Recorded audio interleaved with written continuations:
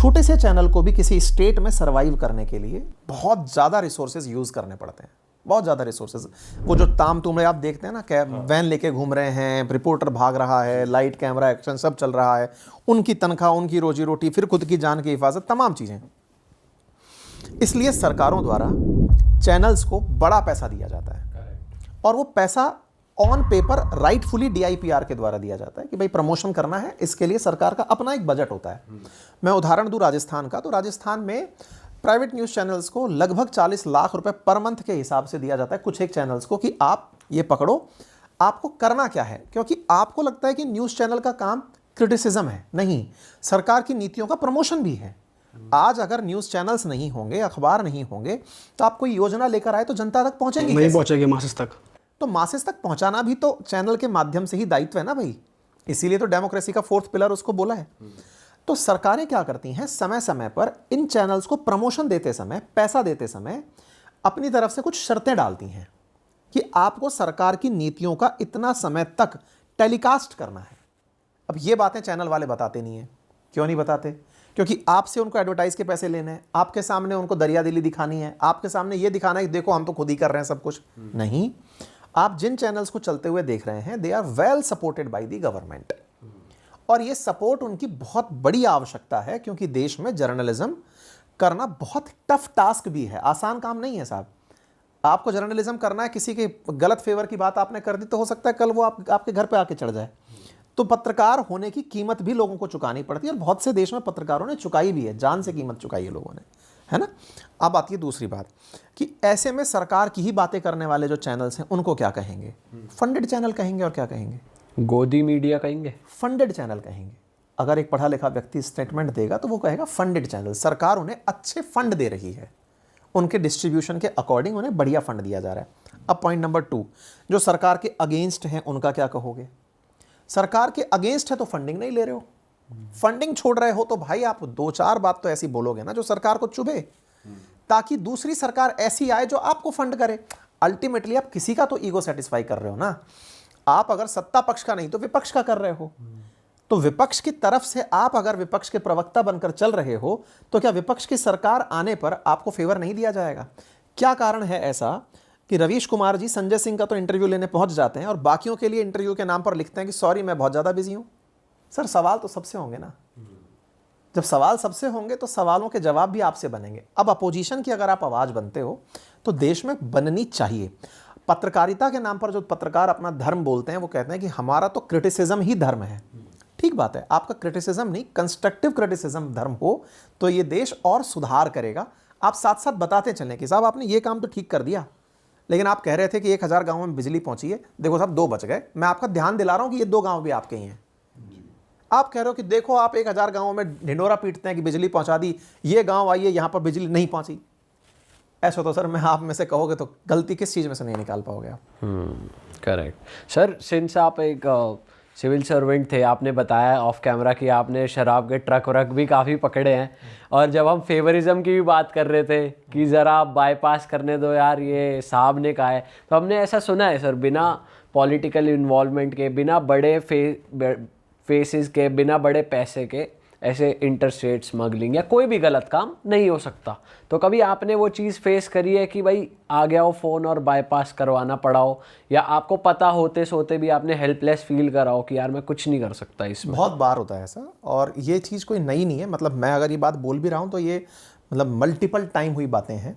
लेकिन हाँ, ये सच है कि आपके साथ में ऐसी स्थितियाँ बनती हैं, लेकिन ये इस बात पर होती है कि आपका स्टेक पर क्या लगा है। आप किसी की बात क्यों सुनोगे? आंसर क्या है? आपका स्टेक पर क्या लगा है? ट्रांसफ़र, पोस्टिंग, आपके खिलाफ चार्जशीट, आपके खिलाफ एक्शन, यही तो सब है ना। और अगर सब कुछ क्लीन हो, मतलब तो खेमका बन जाओगे। लो ट्रांसफ़र, धड़ाधड़ धड़ाधड़, इधर से उधर घुमाए जाओगे।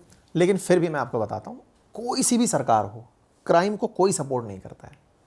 ये बहुत गलत पिक्चरों ने इमेज बना दी है कि मंत्री जी का फ़ोन आया कि छोड़ दे छोड़ दे छोड़ दे। नहीं, if there is a crime, सरकार की पहली प्राथमिकता होती है कि क्राइम नहीं होना चाहिए। ओपन हार्टेडली कोई नहीं चाहता कि इस तरह के काम हों। अब किसी के निहित स्वार्थ जुड़े हैं, हो सकता है अधिकारी के जुड़े हों, सरकार खामखा बदनाम हो रही हो। बीइंग ए ऑफिसर अगर मेरे मन में खोट आ जाए कि मेरे को एक ट्रक पार कराना है, उसके 25 लाख रुपए मिल रहे हैं, तो मन में यदि ये ख्याल आ गया, नाम सरकार का हो रहा है कि देखो इस सरकार के काल में ऐसा हो रहा है, हो सकता है कि वो एक अधिकारी ही इसके लिए जिम्मेदार हो। सरकार किस किस को मॉनिटर करेगी? सरकार के पास तो समय लिमिटेड है ना। तो ऐसे में ये मतलब बड़ा ही वेग स्टेटमेंट है कि आप राजनेताओं के दबाव के अंदर ऐसा काम करने देते हैं। नहीं, कोई भी ऑन पेपर क्या यार, कोई भी फोन पे भी कभी ऐसा नहीं करता। हाँ, वो क्या करते हैं मैं आपको बताता हूँ। आपके अपने उसके साथ बताओ। मैं बताता हूँ। जैसे हम लोग ना, मतलब मेरी एक बार दौसा नाम से डिस्ट्रिक्ट है, वहाँ पे पोस्टिंग थी। एक्सप्रेस हाईवे उतरता है, वहीं पर ही हम लोग नाकाबंदी करते थे।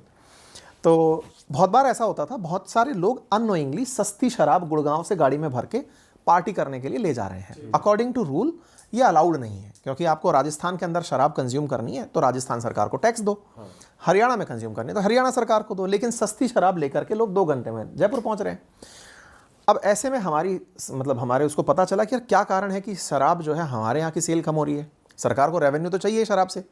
तो ऐसे में अगर सेल कम हो रही है तो सरकार को लगता है ना कि भाई रोको बाहर से आती हुई शराब को। तो हम लोग नाकेबंदी किए तो वहाँ से कोई बड़ी गाड़ी थी, उसमें बढ़िया लोग बैठे थे, पूरी डिग्गी भर के शराब की बोतलें, बढ़िया जो महंगी शराब होती हैं, वो लाइन से लगी थी। तो अब मैं वहीं बैठा हूँ, सामने कैमरा लगा है, तो ये बात तो बिल्कुल ऐसी है ना कि आप ऑन कैमरा सारे काम कर रहे हो। अब आपने उस काम को रोक लिया कि भाई गाड़ी रुक जाओ, यहाँ पे गाड़ी रुकेगी और आपको अब पेनल्टी देनी पड़ेगी। अब उधर से वो बड़े लोग जो बैठे हैं, सो कॉल्ड बड़े लोग, अगेन वो किसी के भाई, किसी के भतीजे, किसी के साथ अच्छे गुड बुक्स वाले हैं, वो अपना प्रभाव तो छोड़ेंगे ना। अब ये छोड़ना गलत क्यों नहीं है? अगेन जब आप कह रहे थे ना कि जब रोड पे खड़ा हुआ किसी हवलदार कांस्टेबल को आप फोन करा के कहते हो भाई बात कर ले एक बार, तो अब वो आदमी जो खूमी 1 करोड़ की कार में रहा है, तो हो सकता है उसका भी कोई ठीक ठाक जायज़ सी बात होगा, तो वो किसी मंत्री को फोन करेगा, मंत्री का आपके पास फोन आएगा। लेकिन मैं आपको बता रहा हूँ, टिल डेट, मैं अब तो सर्विस में नहीं हूँ तब भी ये बात बोल रहा हूँ, कभी भी किसी मंत्री ने ये नहीं कहा कि हाँ भाई जाने दो गाड़ी, कैसे रोक ली तुमने? नहीं, सीधा एक सवाल कि साहब अगर आपको लगता है कि ये गलत है तो आप इनको नियम संगत चीज़ें बता दो। अगर आपको लगता है कि आप इनकी मदद कर सकते हैं तो प्लीज़ कंसीडर करना। मेरे एक्सपीरियंस तो यही थे। जितना आसानी से क्या कहा कि राजनेताओं के प्रति मेरे मन में 1% भी, ना कांग्रेस ना बीजेपी, कोई ग्रज क्यों नहीं है यार? ये लोग जनता के ही तो है ना। इनको लगता है मेरा आदमी अगर परेशान हो रहा है तो मेरे बात करने से अगर बात बन जाए, और बनती भी है कई बार, आप आउट ऑफ रेस्पेक्ट ये बोलते हैं कि सर देखो इन्होंने गलती की है, ये पेनल्टी और ये फाइन है, मेरी जिम्मेदारी कि मैंने ये फैसिलिटेट कर दूं कि सर ये गलती हुई है आपसे, इसका इतना मिनिमम फाइन है जो आपको देना पड़ेगा। तो आपने फैसिलिटेट कर दिया। मैंने अगेन वही कहा, भाई भतीजावाद, असल में हम तो भाई बोलते आए ना यार। तो आपने लिया फाइन? हाँ, ये तो अब समझो आप, अगर आप किसी भी समय टीम के साथ हो, अपराध कभी टीम के साथ होते नहीं है यार, क्योंकि आप अगर अपराध मानसिकता के साथ भी हो तो आप टीम के बीच में एक अच्छा मैसेज नहीं सर्वे करोगे ना। आपकी पूरी टीम साथ में है, आपको वो लीडर के रूप में देख रहे हैं, आप गलत कर रहे हो तो फिर टीम की आपकी लीडरशिप खत्म हो जाएगी जी। तो ये बहुत इंपैक्टफुल चीज़ होती है। सर सिंस हम सारे ट्रेंडिंग मुद्दों की बात कर ही रहे हैं, आपकी पर्सनल लाइफ की भी बात कर रहे हैं, एक बीच में मुद्दा उठा था वक्फ बोर्ड का, और मैं चाहता हूँ हम उस पर थोड़ी बात करें। हमें ज़्यादा नॉलेज नहीं है ऑनेस्टली इसकी, बहुत सारे हमारे व्यूअर्स को भी नहीं होगी। सिंस आप एक टीचर हो, आप थोड़ा डिटेल में बता सकते हो कि वो क्या है और अब उस पर इतना बवाल क्यों हो रहा है?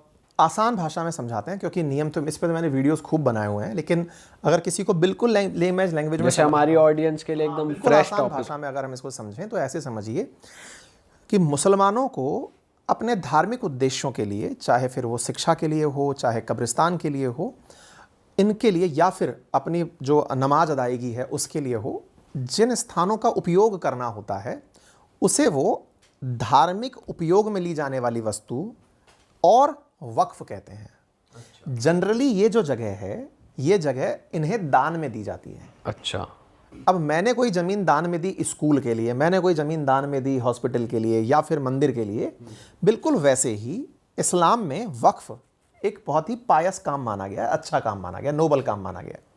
तो ऐसा करके लोगों ने अपनी संपत्ति वक्फ की कि लीजिए साहब इस पर मंदिर बना लो, या इस पर मस्जिद बना लो, इस पर आप दरगाह बना लो, इस पर आप कब्रिस्तान बना लो, इस तरीके से। अब मेरे दान को आपने यूज़ करना शुरू कर दिया। एक और पॉइंट था यहाँ पर, और वो था वक्फ बाय यूज़र। मान लो कि आपने दान नहीं दी, लेकिन एक मंदिर था, मंदिर का उदाहरण मैं इसलिए दे रहा हूं, आप रिलेट कर पाओगे। एक मंदिर था जो मंदिर के रूप में पूज रहा था, तो तो वो जगह जहां पर मंदिर पुज रहा था वो मंदिर की ही हुई, आप उसे मंदिर कहलाएंगे। ऐसे ही वक्फ बाई यूज, यानी कि एक क्षेत्र जहां दरगाह बन गई या जहां मस्जिद बन गई, तो अगर मस्जिद बन गई तो वो बाई यूज वक्फ संपत्ति हो गई। अच्छा, आपने बहुत बार देखा होगा पिछले कुछ समय में बहुत सी जगह पर हरा रंग पोत करके उसको मजार मीनार जो भी रूप दिया वो पोत दिया गया। बहुत सारी जगह पर एनक्रोचमेंट के नाम पर ये चीजें की गई, बिकॉज लॉ कहता था कि अगर ये यूज में है तो ये वक्फ है, अगर ये स्पिरिचुअल प्रैक्टिस के लिए यूज हो रहा है, आपके धर्म के लिए यूज हो रहा है तो ये वक्फ है। और उस समय का कानून, ये उस समय का कानून क्यों बोल रहा हूं, क्योंकि अब उसमें अमेंडमेंट हो चुका है। उस समय का कानून ये कहता था अगर वक्फ की संपत्ति है तो फिर उस संपत्ति को आपको छुड़वाने के लिए आपको क्लेम पत्र में यह कहना पड़ेगा कि यह संपत्ति मेरी है, आपको एविडेंस प्रदर्शित करने पड़ेंगे, वक्फ की जिम्मेदारी नहीं है। अच्छा। और दूसरी इंपॉर्टेंट बात, आप अगर शिकायत करने इसकी जाएंगे तो ना तो हाई कोर्ट सुनेगा ना सुप्रीम कोर्ट सुनेगा, वक्फ का अपना ट्रिब्यूनल है जो इस पूरी विवाद को सुनेगा। अच्छा, तो ये दो ऐसी बातें थी, एक वक्फ बाई यूज कि मैंने मेरी जगह यूज कर ली, यहां पर मैंने आज नमाज अदायगी कर ली या फिर मैंने इसको कब्रिस्तान घोषित कर दिया। अब आपकी जमीन थी, मान लो कि आज आपका खेत था, आपकी जमीन पर मैंने आकर के मस्जिद खोल दी, बना ली, अब मैं वहां पर अपनी प्रैक्टिसेस कर रहा हूं, आपको मैंने ये कह दिया कि ये तो जमीन वक्फ हो गई भाई साहब, वक्फ बाई यूज है ये तो। आपने कहा सर मेरी जमीन है, तो बोले जाओ प्रूव करो। आपके पास दस्तावेज अगर नहीं है, जैसे आज वक्फ बाई यूज के नाम पर उनके पास दस्तावेज नहीं है जिसके खिलाफ प्रोटेस्ट हो रहा है, आपके पास जमीन के कागजात नहीं है, आप कह रहे हो दादा परदादा मेरे यहीं पे प्रैक्टिस करते आए थे, यही तो मेरा ही खेत है, बोले नहीं है ना तुम्हारे पास डॉक्यूमेंट, अब ये मेरी हुई। आपके पास डॉक्यूमेंट के अभाव में आप न्यायपालिका पहुंचते हैं, न्यायपालिका कहती है सॉरी मैं आपकी सुनवाई नहीं कर सकता। क्यों नहीं कर सकता? क्योंकि ट्रिब्यूनल जाना पड़ेगा जो वक्फ का ही, और वक्फ के ट्रिब्यूनल में बैठे हुए लोग भी वक्फ का ही पक्ष रखेंगे। ये मन में भी धारणा होती है और स्वाभाविक सी बात है, आपको उनके कानूनों की इतनी जानकारी नहीं है। तो एक तरह का ऐसा ब्लैंकेट बना हुआ था कि ऐसी संपत्ति रखने वाला वक्फ देश के अंदर थर्ड लार्जेस्ट संपत्ति रखने वाली संस्था बन गया था, आफ्टर सेना, रेलवे और उसके बाद वक्फ। अरे वाह, आपने ये वीडियो यहाँ तक देख ली भाई, तुमने हमारी मेहनत सफल कर दिया, तुम ही लोग हो असली रियल हिट। और अगर आपको बहुत मज़ा आ रहा है ऐसी क्लिप्स में, ऐसी वीडियोस में, तो फटाफट जाइए प्लेलिस्ट पे बिंज वॉच कीजिए, सारी वीडियोस देख डालो और मौज काटो। दैट इज इट, हम मिलेंगे नए पॉडकास्ट में, नई क्लिप में। Till then bye bye, see you, take care, do subscribe, best of Real Talk Online. Okay, bye bye.